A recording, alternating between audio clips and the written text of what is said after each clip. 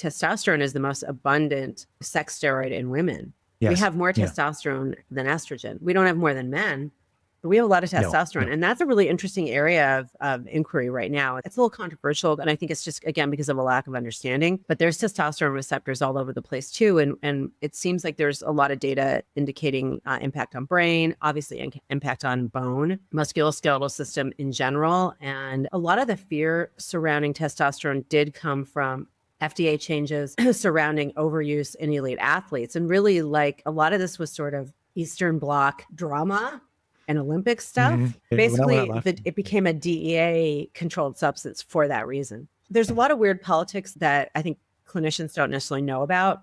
And the dangers have been overplayed. I mean, overdosing anybody on anything is not good.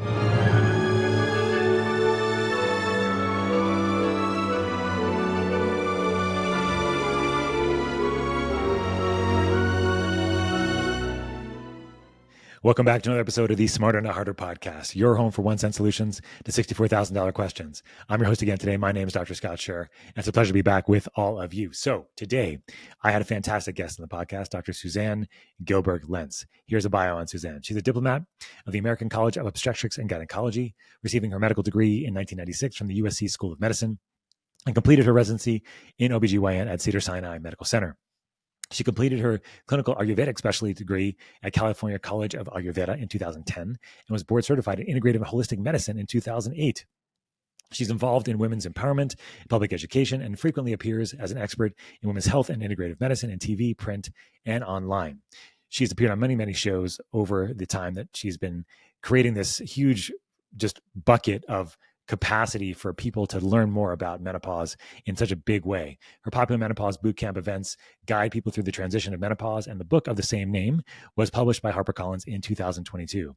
She's also the co-founder of Cedars-Sinai's Medical Center Green Committee and deeply committed to the promotion of healing that involves individuals, families, communities, and the planet. She and her family give back by devoting their time to charities, including the Big Sunday Organization and Gramercy Housing Group. She works at the Women's Care of Beverly Hills Medical Group right now, and she's actually transitioning over to her own clinical practice, which she's very, very excited about. So this is a fantastic podcast to record. As I mentioned, I learned a lot about menopause. I learned a lot about perimenopause. This is for women, of course, but also for men too that have partners that may or may not be going through that relatively soon, like me, for example. And so I had a lot of questions actually that were personally for me as I support my wife as she's going through this process too at some point soon.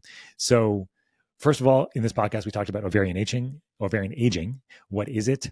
How does it happen? How can we prevent it? And some of the ways that we can test for ovarian aging. Then we just described what's happening in the world of perimenopause and hormone testing, and the idea that we really can't test for these kinds of hormone shifts. They're happening very quickly. The only one that's easier to test and watch over time is actually testosterone. We also discussed how these huge shifts in hormones that are happening during perimenopause may have an inflammatory stimulus on the body, causing some of the transitional kinds of things that happen as a result of going through menopause. And this means increased cardiovascular disease, increased inflammation, increased risk of autoimmunity, and things like that related to the inflammation that may be happening because of these hormone shifts. We also talked about midlife prevention. This is her big thing that she's transitioning now over to, trying to work with women early. And this is not just about their hormones and their fertility, although that's part of it, but also understanding that these women have risks for cardiovascular disease, for cancer as well. And these need to be addressed as well. And sometimes women and women's health gets the short shrift just because of research. And what we know has been a huge deficit in research in women's health over the last many decades. So we then talked about hormone replacement therapy and how she thinks about this and who's kind of at risk for getting on it, who should not be getting on HRT, and the percentage of women that are actually on HRT that could actually be on, which is like less than 2%, which is crazy. Then we spoke about various types of screening like mammograms, that I was interested in learning more about what she thought about the various types of screening opportunities are available and at this point for women. Again, this is a fantastic podcast. I really hope you enjoy it as much as I enjoyed recording it with Dr. Suzanne Gilberg-Lenz. Without further ado, here's the podcast, but don't forget to like and subscribe below so you never miss an episode of the Smarter Not Harder podcast. We'll see you soon. Enjoy. Hello, Susan. How are you? I'm great, Scott. Nice to see you again. I know we met very briefly at the Integrative Health Symposium, and it's been crazy. It's almost a full year since then. But it was so amazing to meet you very briefly with a mutual friend of yours and mine, Dr. Eliza Song, who was my children's pediatrician when I lived in the Bay Area.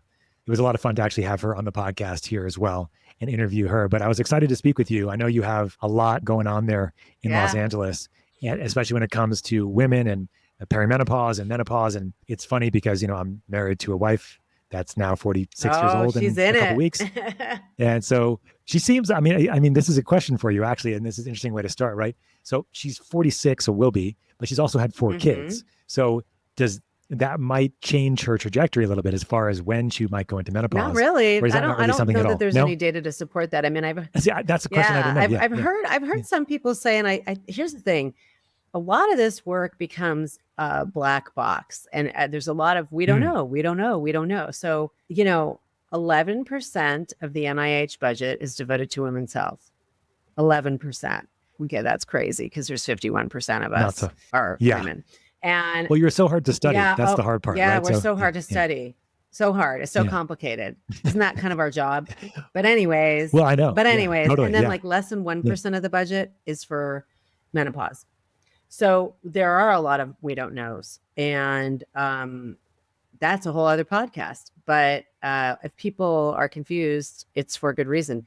We don't spend much time studying this.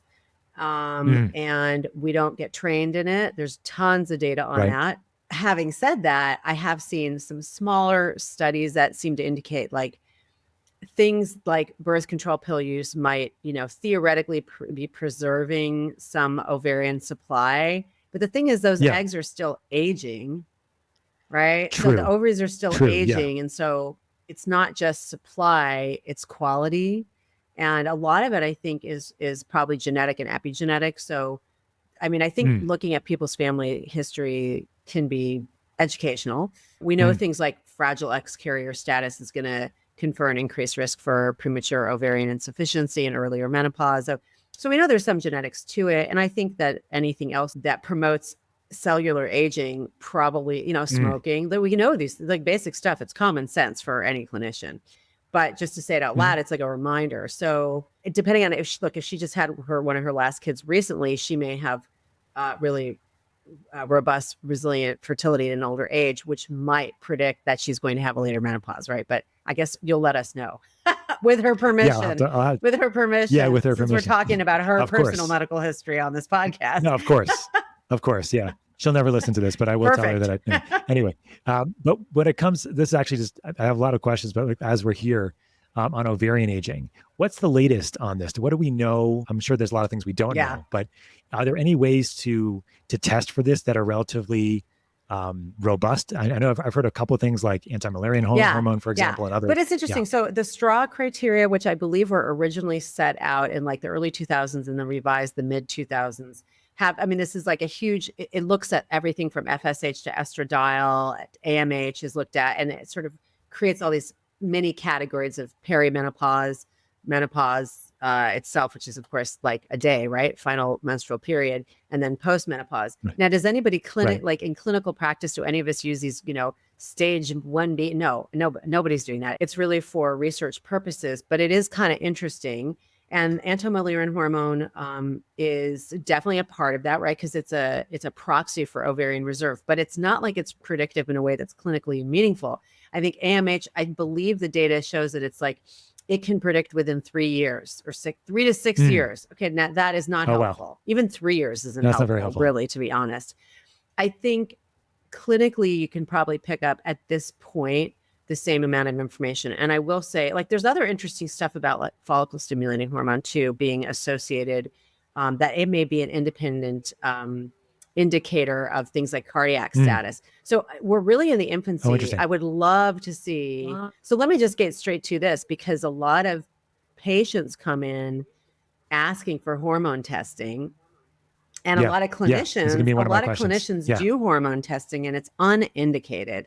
Like 90% of the time it's unindicated because it's not terribly predictive. At this point, there's no data to support that there are values associated with specific clinical symptoms like hot flashes or sleep issues or mood disruption. We don't have the data on it, and I wish we did. I really would love to see that happen. And I feel like depending on where policy goes and where funding goes, I think that's in my wish list. I'd love for it to be like, we can look at it like we use, thyroid hormones. Sure. But we can't do Sure. that right now, unfortunately, other than, like once you're postmenopausal for whatever reason, chemically induced, surgically, natural menopause, we know those impacts. We know low estrogen impacts. Right. So when you're just discussing here, you're talking about like the perimenopausal period, right? In the sense that Yes, yes. 90% of women during the perimenopausal period, testing hormones is completely not Ridiculous. helpful, right? I wish we had a Yeah. visual, but if you look at what that looks like, your numbers are literally all over the place.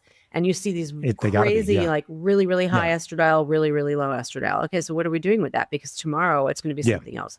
So, and I think that the clinicians out there that are using that to convince people to do things or using it to quote, manage them and balance them, I have a problem with that because it's not indicated, it's not evidence-based, and it's disingenuous at Yeah. worst, stupid Yeah. at best. What do you think? I mean, I guess it would be the same argument, right? So even if you like started somebody on hormone replacement, they were going through perimenopause, like there really would be no indication to retest them unless like clinically you had a reason, right? I'm not saying never test. Yeah. And like, for instance, when Yeah. I start people on testosterone, I usually do get a baseline and keep an eye Got on it. things. However, let me just say things like hyposexual desire disorder, which is the only Mhm. indicated use off label for testosterone in women because FDA in all its wisdom has refused to approve the use of testosterone for women. Because I guess all of us are elite athletes and we're all trying to, whatever. It doesn't make sense. It's very crazy. political. It doesn't really make sense. Having said that, It's crazy. it's Yeah. not like Yeah. HSDD is diagnosed with a particular testosterone level. It's not. I'm just doing that to sort of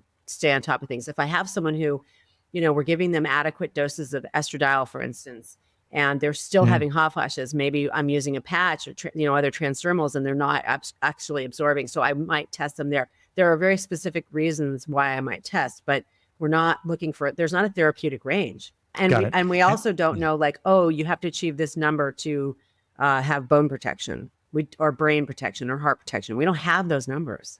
You don't have those numbers at all. Yeah. And does testosterone, because I'm not sure about this, does testosterone levels in women fluctuate as wildly as estrogen, progesterone, or is it more stable? It's a more steady decline. And, It is. Okay. For people who don't know this, testosterone is the most abundant sex steroid in women. Yes. We have more testosterone than estrogen. We don't have more than men, but we have a lot of testosterone. No. And that's a really interesting area of inquiry right now. It's a little controversial. And I think it's just, again, because of a lack of understanding. But there's testosterone receptors all over the place too. And it seems like there's a lot of data indicating impact on brain, obviously impact on bone, musculoskeletal system in general. And a lot of the fear surrounding testosterone did come from FDA changes surrounding overuse in elite athletes. And really, like, a lot of this was sort of Eastern Bloc drama and Olympic stuff. Okay. Basically, It it became a DEA controlled substance for that reason. There's a lot of weird politics that I think clinicians don't necessarily know about. And the dangers have been overplayed. Overdosing anybody on anything is not good. So judicious evidence-based use, but it's definitely a tool that should be in the toolkit. Yeah. So with testosterone replacement, have you found that you can sort of monitor those levels over time then in your patients, as opposed to, if you wanted to, or if you needed to, versus like measuring somebody's estrogen and progesterone level during perimenopause? It's a little bit easier to keep track of because it isn't so wild and it's not tied to ovulation in quite the same way. So it's a little easier to track, but I don't tend to like keep people coming back to test, but I like to, like I said, I like to get the baseline, like to test them in 3 to 6 months, especially if they're feeling better or not feeling better, and make sure that they're not too high. Because if they're too high and it's not working, it's just not working. And that's a testament to our integrative approach, right? Like we can't forget, if we're talking about sexuality is a biopsychosocial, it's a mind-body experience. It's the ultimate mind-body experience, really. Like it's a merging of the mind and the body. If we're doing it right, I don't know if that's the thing, but you know what I mean? Like you got to get out of your head. You got to really be sort of in this integrated experience. So it's not, testosterone plays a role, but it is not everything. And that's probably why there's only about a 50% response rate to testosterone for HSDD, because it's not just testosterone loss. It's like lots of things. Yeah, there's a couple of things going on there, I'm sure. And I think that's a great way to describe it. Well, I know right before we started recording, you were talking about now transitioning your practice to kind of take it more high level here, to be more, you described it as midlife prevention for women. And I'd love to dig into that, what that means for you. Certainly we can get back to perimenopause, and I want to talk about hormone replacement a little more detail and how you think about that and the controversies. But like high level, you've had a lot of experience in this world that you're doing GYN now too. I know in a practice, and you're looking to transition. As you're creating this new practice, like what are you hoping to like accomplish, and what are your frameworks that you're thinking about? Like what kind of programs are you thinking about bringing in, and that kind of thing, just so that I think it'd be great to have a good understanding of that. Well, I mean, overall. first of all, I know you'll talk about, talked about this in the intro, but I've been practicing in a fully conventional setting in Beverly Hills for 25 years, doing full spectrum general OBGYN. I stopped doing obstetrics almost 3 years ago after 22 years, which was amazing. It was incredible. It was a beautiful, beautiful experience, and really shaped who I am as a physician and a person in many, many ways. But over the years, very early in my career, I got interested in integrative medicine through my own practices of yoga and meditation. And then I studied Ayurveda. Mm-hmm. And that happened out of two things. One, just my own curiosity. I had always been a seeker. I was always a very spiritual person, always very interested in history and culture and indigenous medicine and how we connect to nature. So all that really ultimately, initially it was for myself. But very, very rapidly, I also was seeing how much was not being addressed by my conventional skills and in the conventional world. But, not pointing fingers at anybody, like one person and one system can only do so many things. But then you start grinding it out. If you're an employed physician for RVUs, or, I always worked in a private practice, you have to like support the practice financially. Course, and you just I didn't have the time, and I didn't have, frankly, the training to really address the things that I saw my patients needing. And so I started seeking outside of the more conventional settings. Now, things like menopause, sexual health now are still not mainstream, but much more mainstream than they were when I started. And I really had to go out and get myself trained on these things. And then as my patients were getting older, I was seeing all these other medical issues that like I thought primary care is addressing. But in women in particular, our outcomes are different. They're poorer. Women have worse outcomes at the first cardiac episode than men.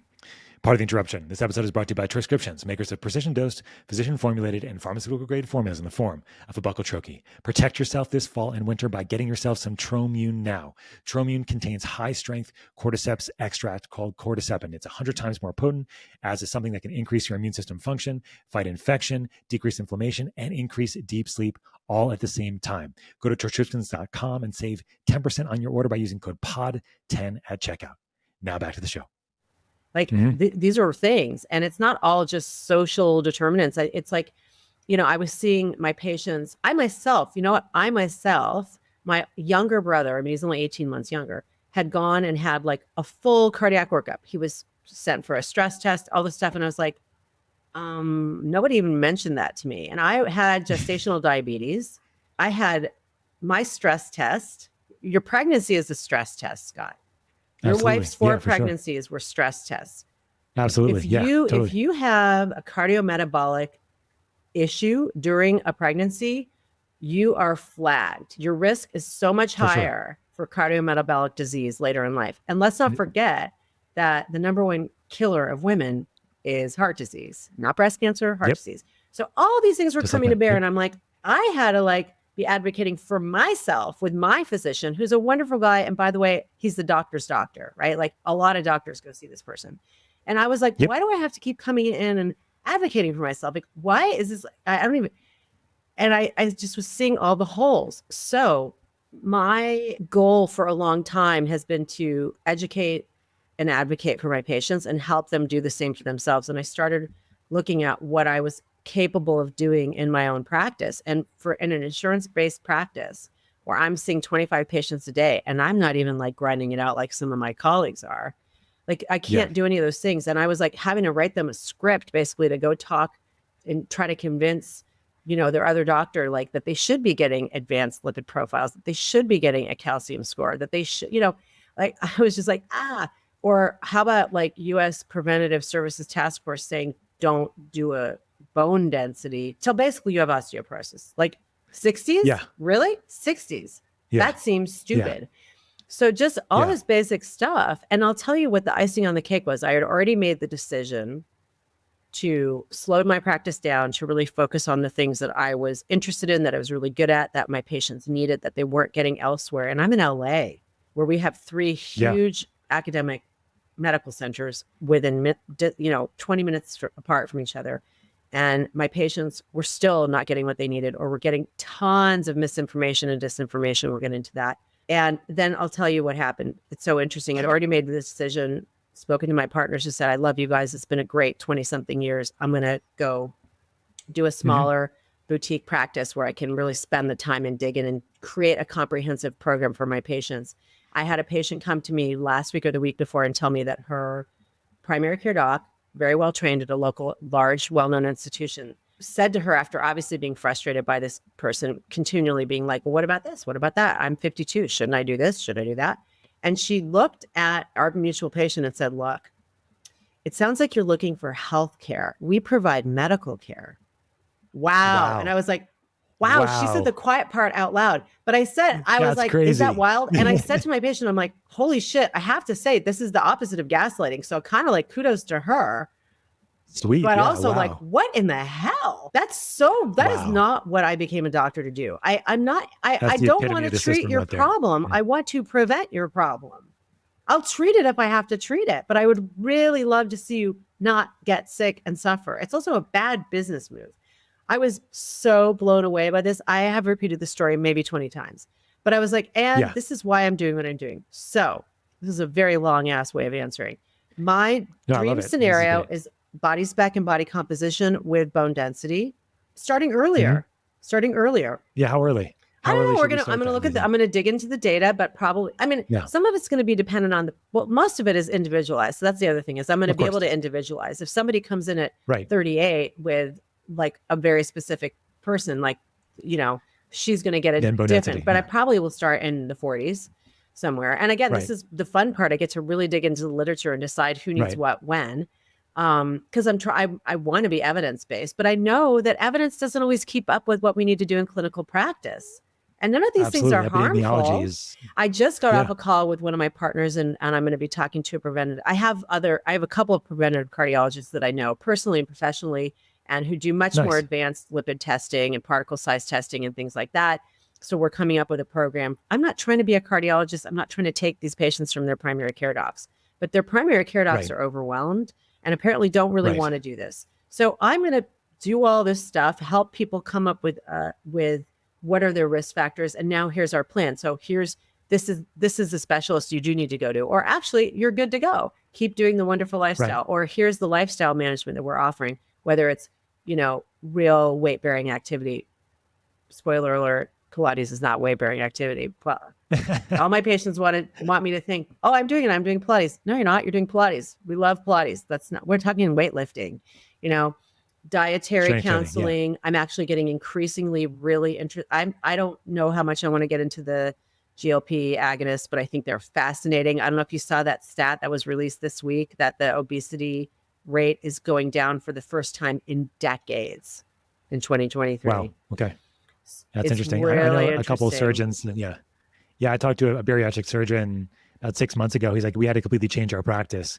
Now we're doing GLPs because we were losing all of our business. We're not doing as many surgeries. And he was like in the middle of Texas or something.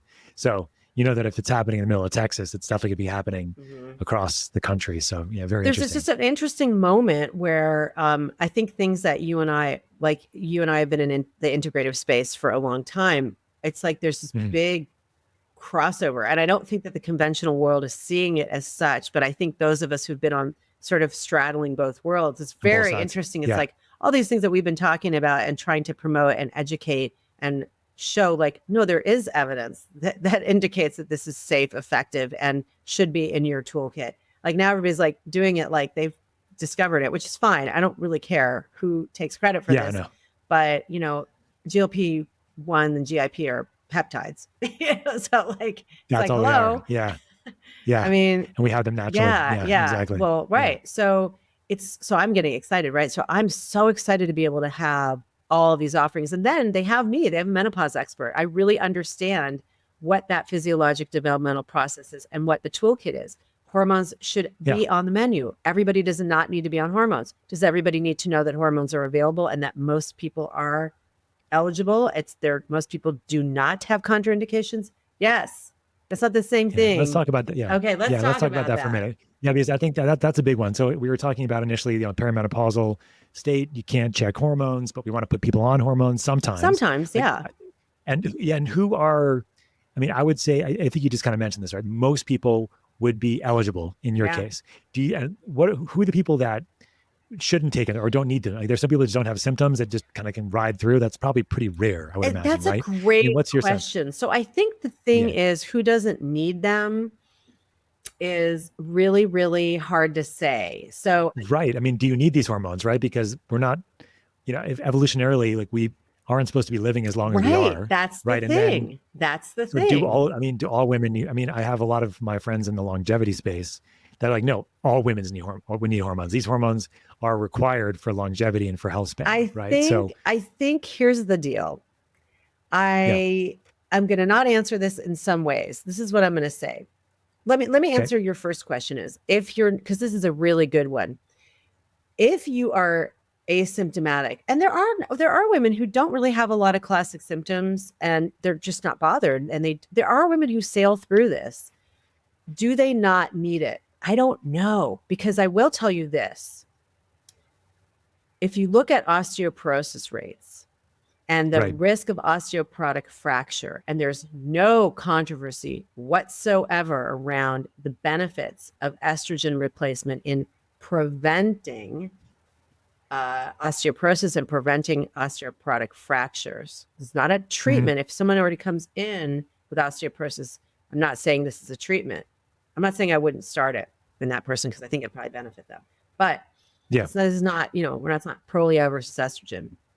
But I'd love to keep you off the Prolia.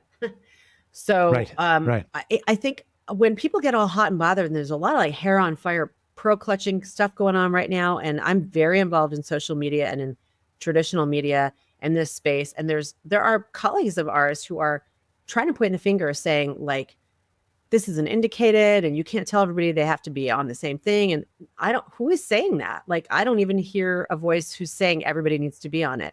But if you just look at the osteoporosis data alone, that's really convincing. Right. So I'm going to tell you, I'm on hormone therapy. Now, I was having symptoms too, but I think osteoporosis is not going to be symptomatic. So until it is.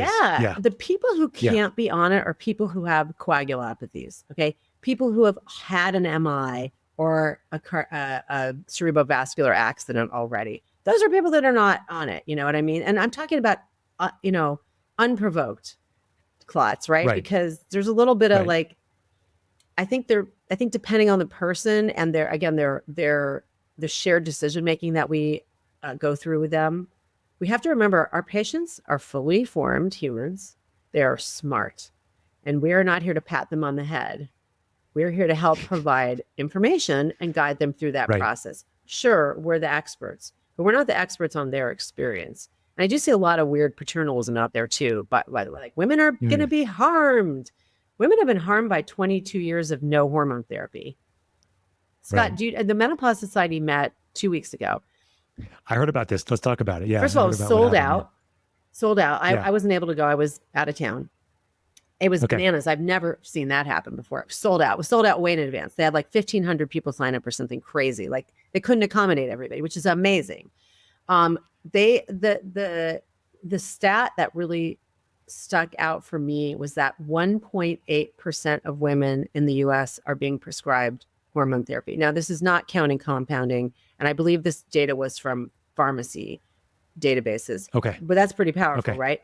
1.8% of women who would like demographically in the right space. So let's say we double it for compounded hormones, which are not being, that's insane. That's insane. Yeah. And that's of a population of how many women going through menopausal women? It's got to be 100% of women are going to go through it if they. It's half the population. If you just try to think for a third to a half of your life. The average age of menopause is 51 to 52. The average lifespan in North America is about 81 or 82 at this point. You do the math. Right. So that is Right. astonishing. 6,000 women per day are estimated to enter menopause, to have that final menstruation. So I don't know, it's Wow. billions. And I know 1.8%. It's really atrocious. atrocious. It's really, Yeah. And how's it going to change, Susan? I mean, do you see any, I mean, there's a lot, there's other people that I was also just, my friend Amy Fallon was just she's talking amazing. about something. Oh my God. She's so smart. I love her. Yeah. And she was just talking on, like, there was some study or something that just came out. Like, there's a lady that's getting prosecuted in England for recommending hormone replacement. I don't know if she's getting prosecuted, but she's definitely, there's like a witch hunt going on with her, Louise Newsom. And she's one of the leading voices in the menopause movement. She's been, has a private clinic there, and there's been some hit pieces on her. And she definitely does things like her own way, and she does things differently. Sure. But I think there's just been this really wild political thing going on right now, which is women reclaiming agency is very, very threatening to the powers that be, including women, because women unintentionally often are water bearers for patriarchy. And who benefits from women not staying healthy, having a shorter health span? We have longer lifespan, but we have a shorter health span. That is documented. We live longer with poor health. This is not what anybody wants. You look at fracture risk and what that does the year following the fracture, and the massive elevation in mortality, the amount of women who end up disabled, the consequences of not treating genitourinary syndrome and menopause. Rachel Rubin produced some data in the last year or two showing that it costs something like $2 billion. We could save $2 billion a year by preventing genitourinary syndrome and menopause with topical, not systemic vaginal estrogen. But guess what? This stuff is cheap. It's inexpensive, biologically identical, FDA approved, generic hormones. So you do the math about who doesn't benefit from that. It's not women. The drug companies. Right. And the drug companies are the ones they're always doing this, right? They're doing the same thing with the GLPs. It's the same thing, right? They're doing their best to rip everything off the market that they can't make a profit off of, right? So that's, I mean, not that a lot of these drugs can't help a lot of people, and I don't want to say that as well, but there's always this undercurrent. And you meant something interesting. And I'm not much of a conspiracy theorist. I just would like to remind everybody that I've been practicing in a conventional practice, attending staff and teaching at Cedars-Sinai Medical Center. I'm not some crazy outlier. I'm in the system. And do you think, I mean, I don't mean to kind of throw the controversy conspiracy thing, who do you think benefits from not giving women these hormones? Is that was kind of, do you think there's anybody that benefits? Do you think the system benefits? First of all, if you have, here's the thing. I don't think it's actually super intentional. I don't think there's some cabal of evil healthcare CEOs and pharma people. Yeah. Although the insurance the insurance companies, I do think may have a cabal, but that's a whole other story. I don't think it's intentional. I think there's this women suffer narrative that I've all accepted, by the way. Although Gen X is we're done with it. And I'm going to tell you right now, the millennials, Gen Zs, they're showing up in my office. Look, I published a book 2 years ago next week. Before that book came out, if I would have said something about perimenopause to a 42-year-old, her eyes would have rolled back in her head or been whatever, dismissive. Now they're have a waiting list of 6 months to get in to see me because they're wait a second, I want to get on top of this. So awesome. I think there's so many forces at play. Culturally, women are just over it. Women are we're just going to take control of ourselves and stop waiting for the manna to fall from heaven. I think, I don't think it's intentional. I think there are people who are intentionally trying to prevent people from being well because they make money. I do. I don't know who those people are individually. I think there's longstanding notions of what women are supposed to be and not be, of femininity. Mm-hmm. It's complicated. It's really complicated. I just told you the stats on even just where funding goes. I mean, I know women's health is niche. It's not niche. That's absurd. I had a friend of mine that was on the podcast a while ago. Her name is Dr. Kayla Osterhoff, and she's a PhD neuropsychobiology or something. She just told me that the challenges with doing studies on women, especially of childbearing age, there's all these different aspects, right? Of having to understand where they are in their cycle, and but it's all doable, but it does require a significant amount of work for drug companies and others to do, and they just don't want to do. They don't want to deal with it. It just takes up. But Yeah, meanwhile, just the don't other want to deal with side them. of it is women are Yeah. taking medicines that really haven't been tested in us. Right. Yeah. She even just told the story of working for the CDC and working on a cardiac program that didn't help women at all. It just helped men. Right. And that's when she got fed up with the system.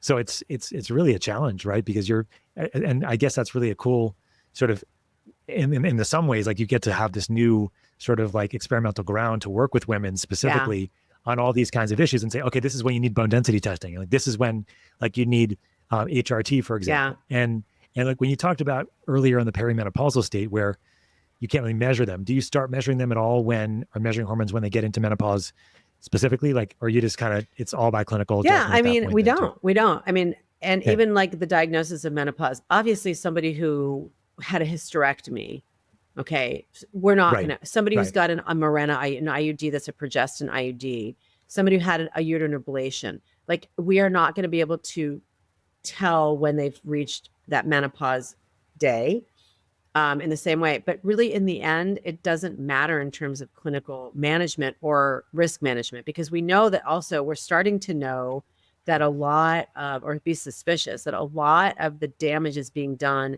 It's not just loss of estrogen, it's that perimenopausal inflammatory state, because those fluctuations have some kind of inflammatory mediation. Like for instance, Lisa Mosconi and others who are working in the neuroscience space, specifically with Alzheimer's and understanding structural brain changes, estrogen receptor status, which is super interesting because she had to, if I'm correct, she had to first invent the estrogen receptor tracers to do her research. Oh, wow. Because they didn't exist. Yeah. Like that's how, it's so complicated. Just what she did it, just do it. I mean, whatever. Right. So there's some indication that a lot of the damage may be done earlier, more in perimenopause. So again, there's robust data. We don't have guidelines that suggest this yet. We don't have, the rules are not hard and fast. And this is where I think people are getting upset, because they're like, well, what is it that we're supposed to do, including the clinicians? But I think at a certain point, if you're going to be doing medicine that is preventative or cutting edge, I'm going to just say that I'm committed professionally to use evidence to guide my decision making, and then also realize it takes 17 years from a groundwork paper to clinical. I mean, I'm not willing to wait. I'm 58 and I'm not willing to wait for myself or my patients. And we're smart women and we're making decisions. That's it. I love it. That's a real data point that I've heard as well. Somewhere around 15 to 20 years by the time a seminal paper gets written on a particular condition, topic, whatever it might be, until it hits clinical practice. And that's crazy, right? And that's and then we were stuck in this system where you can't do these things if you're in.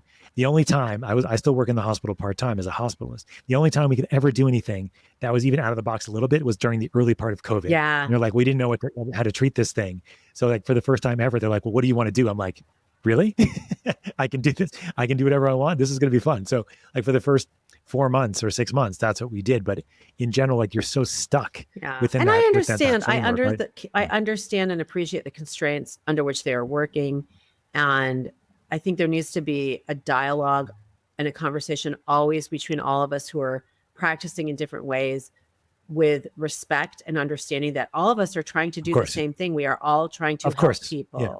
There's really yes, are there bad apples, but there's not that many bad actors out there, actually. No, I mean, I would 100% agree with you here. I mean, I've been involved in the conventional system for a long time too. And most of these people, 99% of them are really there because they really are trying to help people, right? I mean, even if they're not very good at it, that's really what they're trying to do. And some people are very skilled, and I know exactly where you'd want to go, at least in my towns, I know the right doctors to see, because these are you have the doctor's doctor, like you were mentioning over there. Just want to go back though. You're talking about the perimenopausal period being a highly inflammatory period, secondary to what we think is these huge fluctuations in hormones. Is this pretty well established? I don't know if this is well established. There's data on it. I was looking at something the other day, and I'm pretty sure I wrote about it in my book, but I don't know because I haven't looked at my book for a minute.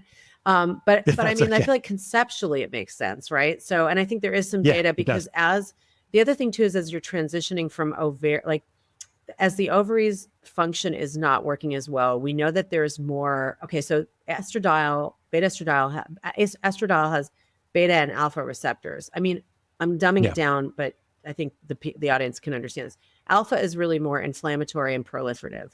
Okay. So alpha is going to be in the vascular endothelium and responsible for that clotting thing, right?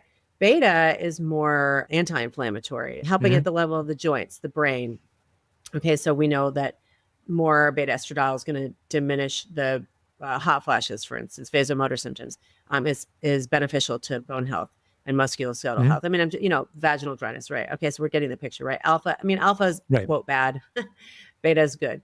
And it seems like there's more alpha stimulation with these ups and downs. So I don't have the paper in front of me. Okay. Don't quote me, but there is something, it makes sense to me too, because the more the system is disrupted, we don't have a smooth, these hormones are always falling and rising, right? If I'm sure everybody has, every gynecologist has emblazoned in their brain the menstrual cycle from the hormone standpoint, right? And it's a sine wave, essentially. Give or take. That starts to really go all over the place. Nanette Santoro did that work 30 years ago and showed that FSH and LH and estradiol, progesterone, they're literally all over the place. And so the system is very confused. It's constantly trying to catch up, back off, make up for itself. And that disruption is probably fueling other downstream disruptions. So there's functional changes that occur, if that makes sense. Part of the interruption. This episode is brought to you by Health Optimization Medicine and Practice Association, a nonprofit organization training practitioners how to optimize health rather than treat disease. Check out the Gut Immune System module. The Gut Immune System module is for clinicians that really want to learn how to optimize the gut of our clients and patients. This is where health starts, everybody. This is where we need to learn how to optimize. We need to optimize with bioidenticals, with phytoceuticals, and with fungiceuticals. And we learn how to do this in this module in a huge, fantastic, impactful framework for our patients and clients. Go to homehope.org and save 10% on this module or any module of a certification course by using code podcast10 at checkout. Now back to the show. Yeah, it sounds like this is a really great reason why it's important to work with these women earlier, right? As opposed to waiting until a lot of these inflammatory mechanisms are at play and causing much more of an issue potentially. My patients who have autoimmune disorders and my rheumatology colleagues see this all the time. So it's really, really interesting, right? Like this is a specific example of what I'm talking about. Flaring, autoimmune flares, totally change. It's harder to control. But we know about this during pregnancy and postpartum as well too, because often people are at risk for a flare for any autoimmune disorder postpartum because the hormone levels drop. It's not just that they're low. I think it's the change. So it's really, it's interesting, but here's the thing. These are opportunities, right? Because if we know what our patient's history is, we know what their risk factors are, then we can get ahead of it or we can respond more rapidly. I think, for instance, I think the mood disorder thing is another area where we see it. So people who have had a history of PMDD or PMS, people who have had peripartum mood disorders associated with the pregnancy or postpartum, they're at much higher risk for having a recurrence or new onset of like anxiety and panic in perimenopause. And this is another area where I think we have to be very careful, because I think when we're not taking a complete history and we don't know that this person is depressed, this is where we get a huge increase in antidepressant use. I'm not against antidepressants. Right. Antidepressants are fantastic. Thank God for them. But this might be hormonally mediated. And there are a subset of patients who are going to do fine with having their hormones managed, for instance. And at least having the advocacy of, hey, this is what's going on. These are the forces that are interacting with each other. Here are the tools in the toolkit. These tools they don't have moral value. They're tools. Right. So I think just also having that complete conversation with the person in front of you so that they understand, like maybe Lexapro is really the best choice for them, but they're not going crazy. They're in perimenopause. Like just say that. It doesn't take that long to talk about it. Yeah. And we certainly know that depression and anxiety are in serotonin deficiencies at this point. But we do know that drugs can be helpful in certain cases. That is so true, Scott. Yeah. We know that, right? But our patients, they're kind of starting to know this, but doctors in the conventional system still don't know that yet, right? So we know that if we elevate them, the serotonin serotonin levels, you are going to feel a little bit happier, a little bit better. but we know it's not a serotonin deficiency Right. to have depression or to have anxiety. I did see recently that there was a new drug that was approved for postpartum depression on the GABA Yeah. system, the GABAergic Yeah. system. I don't know if you saw this drug. Have you heard about its use Is at this all or the one that's like the anything? infusion that's costs like a ton of money? No, Oh, no, I don't know this no, one. I think it's a new one that I have interest because my company makes GABAergic stuff, and it's the first drug approved for postpartum depression, but you're only supposed to use it for 2 weeks until your antidepressant kicks in. Oh, I So, did see that. But that's also really yeah, interesting, right? Because again, yeah, we know that everything is very, very high and then it drops off. And of course, if you're yes, breastfeeding, you're not going to be making progesterone, right? Because progesterone is basically made during pregnancy. It's progestational by the placenta, and it is made in the ovaries after ovulation. So that's really interesting. And progesterone is highly GABA-mimetic, which is why yes, when people are having these crazy perimenopause mood stuff, often it is a result of declining and irregular progesterone levels.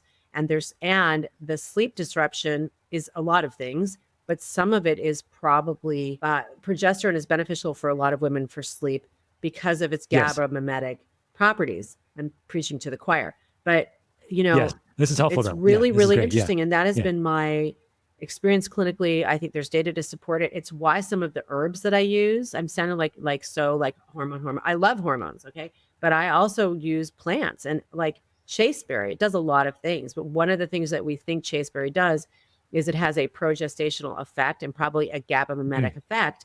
And it does seem to have a positive impact on a lot of people, specifically around PMS, not just in perimenopause, but for my patients who have PMS, it can be helpful as well. I mean, plants do a lot of things and there's like entourage effect and things like that. But there is some data Sure. suggesting in smaller, like 100, 200 people that progesterone release increases in the luteal phase. And that may be having one of the positive effects. It's super interesting. I mean, I could geek Yeah. out on this stuff all day. Yeah.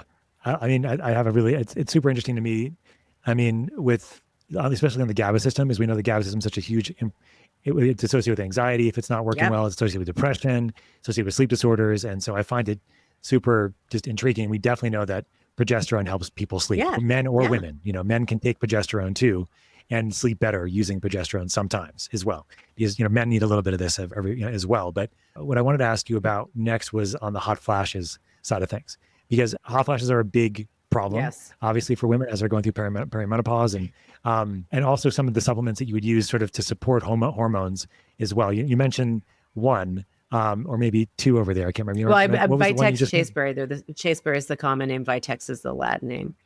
So, okay, gotcha. And what other supplements are you using here typically? I know you said hormones, but like what other supplements are you typically using in your patients overall to support them? Yeah, I mean, so there's a lot of different things. It obviously depends on what they're coming in with, but vasomotor symptoms obviously are one of the cardinal symptoms of perimenopause. And I think the phytoestrogens have some decent data to support their use. So those would be isoflavones. Those would be like red clover. I haven't really used a lot of red clover or the soy-based estrogens. I just don't think they work that well, to be perfectly honest. There are some interesting ones that appear to work like SERMs. Selective estrogen receptor modulators. One of them is Siberian rhubarb. Super interesting. Seems to be impacting the beta estradiol receptor, not the alpha. These are smaller studies. Black cohosh, which was much maligned, and that is not a phytoestrogen, but has pretty decent data to support its use for decreasing vasomotor symptoms by about 50%. There were some case reports of liver toxicity and liver damage, but then got turned into, this is these were case reports. And furthermore, this speaks really loudly and clearly to people maybe not taking this into their own hands and going to Amazon, where you don't even know what that is anyways, or to the counter at their local store, where the well-meaning, clerk is not a trained professional and doesn't understand this stuff. Because if you don't know where, is it USP tested? Is it third-party tested? Where was it grown? Who's the manufacturer? Because my suspicion in those cases, especially if it's case reports and people have been using things like Remy, these are a lot of these, have like heavy metals and stuff in them. More people have had Tylenol, liver toxicity from Tylenol than from black cohosh.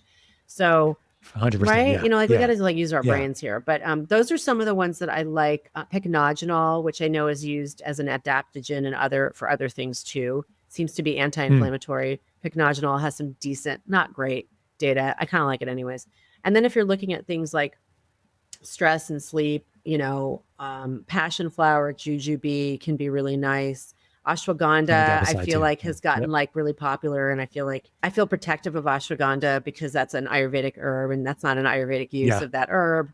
It's not Ayurveda to, you know, use it the way we're talking, like target a symptom with a drug. Like Ayurveda is a full body paradigm, but ashwagandha, Understood. I think. So here's the thing that happens, right? Like there's good ethnobotanical studies, for instance, lots of data that's come out of the East on ashwagandha, and even here. Then somehow it's like becomes cool. Now it's on every single product. And then our conventional colleagues are like, it's woo. This is BS. This is just an expensive, you know, you're going to have expensive pee, whatever. These disparaging things that they say when it's not being used the way it was meant to be used. It's not going to fix everything. Yeah, I have lots of clinicians that I train with. They'll talk about how the multivitamins and things that I'm using are still expensive pee. I'm like, no, there's studies I could show you where, you know, micronutrient deficiency is a real thing. It's real. I mean, we know that nutrient density is so poor now with the food that we're eating. And all the medicines that we're using that are changing our gut microbiome and our gut function. And I say this, I've taken to really making sure I make a point when I start having this conversation. I've been saying this a lot. I think I've said it 5 times at least. I am so sympathetic to my colleagues and the burnout that we are experiencing and the system under which we are laboring that does not value anything about us other than our productivity. But it is really racist, it is white supremacist, and it is colonial to disrespect other people's medicine just because we don't know anything about it. And you need to do better and check yourself. Because when you call somebody else's medicine woo, wow, that's racist. And also, where do you think 30% of your pharmaceuticals come from, my friends? They come from the plant world and indigenous medicine. We didn't just plop on the planet with our healthcare systems and invent medicine. Sure. They came from someplace in these indigenous locations and around the world. I think that's the perspective that I try to give. As one of I think you'll enjoy this line. So a colleague of mine he's actually part of our company. He's the founder, Dr. Ted Achacoso. And Dr. Ted is a guy that does a lot of nutrient and gut optimization. And he once had a conversation with I think it was a cardiologist or endocrinologist or something like that. And the endocrinologist is like, well, I don't know how your supplements are going to affect the drugs I'm giving this patient.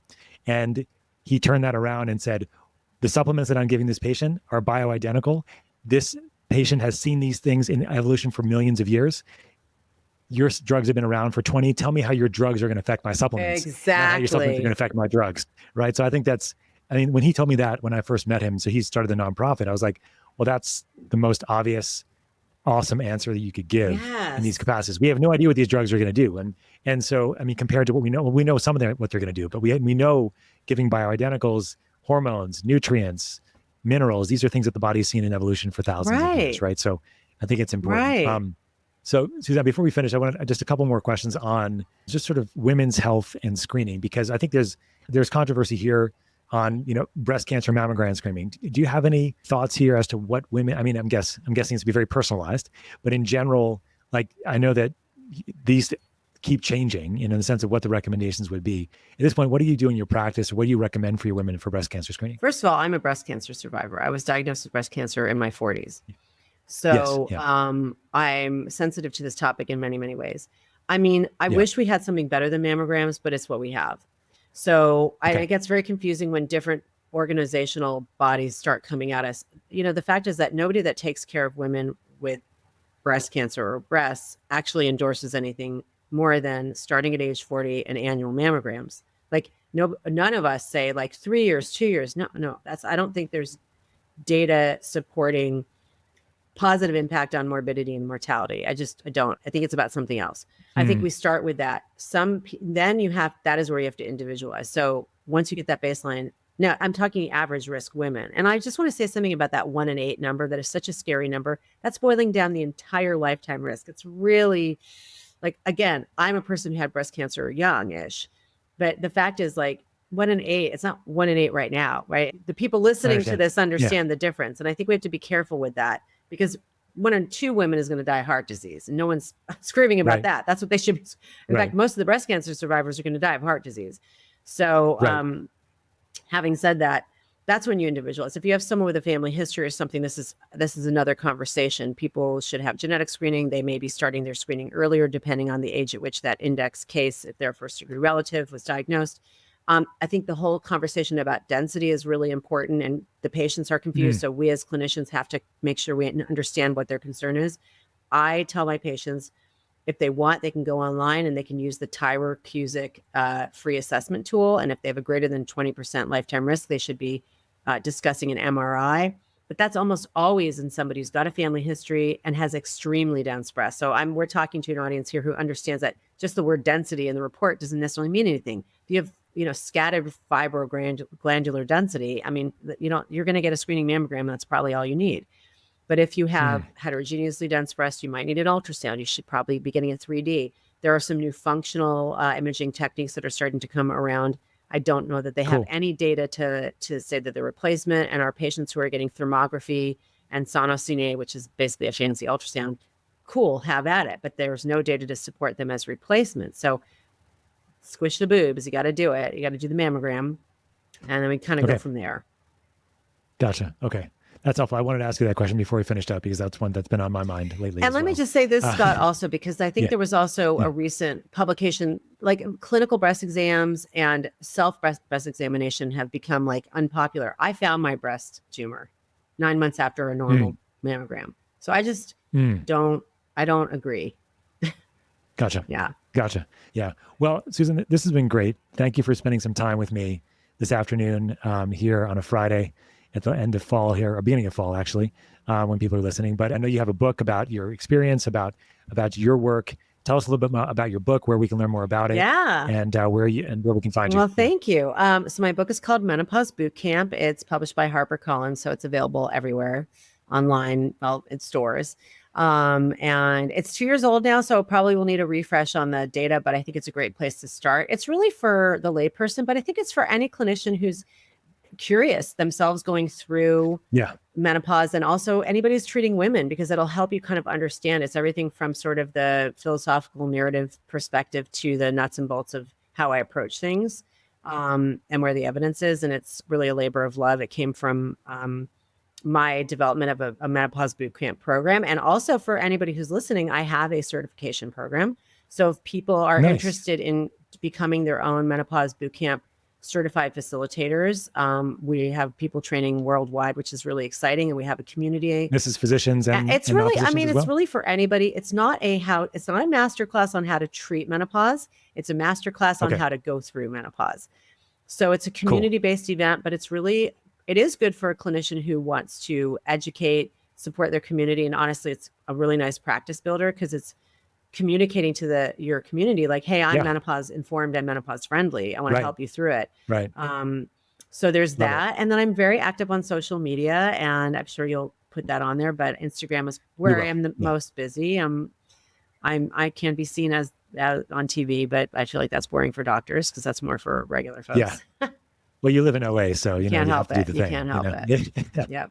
Yeah. Well, this has been amazing, Suzanne. Thank you so much for being here. Oh, it was so great. And spreading the good word. And I really just appreciate your time. And I was selfishly asking questions for my own life as as my wife these are goes great, through but this is the thing that people want to know. Yeah, that's what I knew as well. So thank you. I really hope I see you sometime soon. Thanks so much for tuning in to another episode of the Smarter Not Harder podcast, where we give you 1 cent solutions to $64,000 questions. It was such a fantastic time interviewing Dr. Suzanne Gilberg-Lenz today. I really hope you enjoyed this episode talking about menopause, perimenopause, HRT, mammograms, midlife prevention in women, and so much more. If you like this episode, don't forget to like and subscribe below so you never miss an episode. Share with your friends, your family, and your colleagues, and we'll catch you soon on another episode.